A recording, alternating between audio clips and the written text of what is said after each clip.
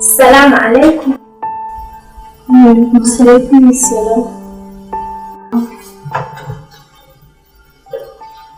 Amarya ta ango.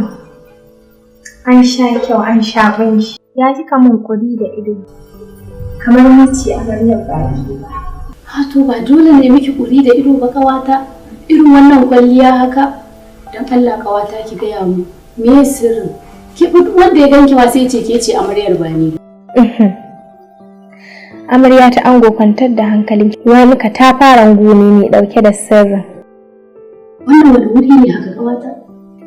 Fatima House, gurin da ake wa laƙabi da AA da Gallery. Sun shirya tsaf domin share mana hawaye. Don haka shirya mu je in raka ki. Ai kuwa zan je kawata.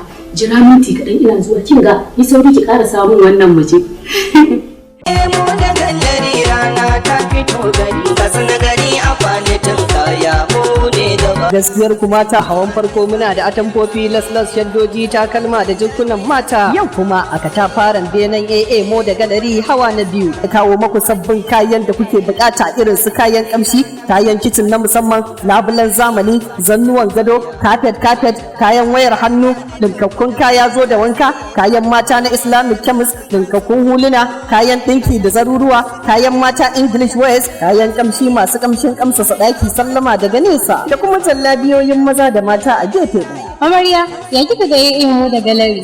Na gode ƙawata, bukata ta biya a AA Mo da. Bi tururuwan zuwa AA Mo da Gallery. Muna nan kan titin IBB Way kusa da babban masallacin Juma'a da ke kallon tsohuwar information a bangaren yamma a birnin Katsinan Dukku.